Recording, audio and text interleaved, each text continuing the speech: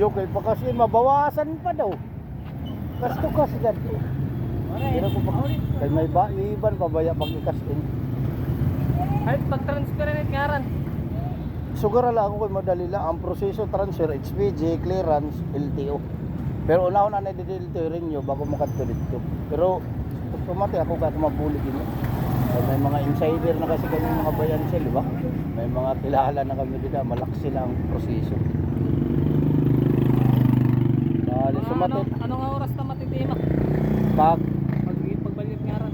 May ito, maggulat ka dito 4 days. After 4 days kay clearance, ang renew yan ang adlaw dayon. I-renew man ana ito bago ikato HPG. Pag renew 1 day. Pagaling ka? Kanlapos lang. May prokuno lang ako kanlapos. Sige, punta ko kulay ka. Kunta ka lang ako pag i-renew mo kay 1 week, di mo nangaran.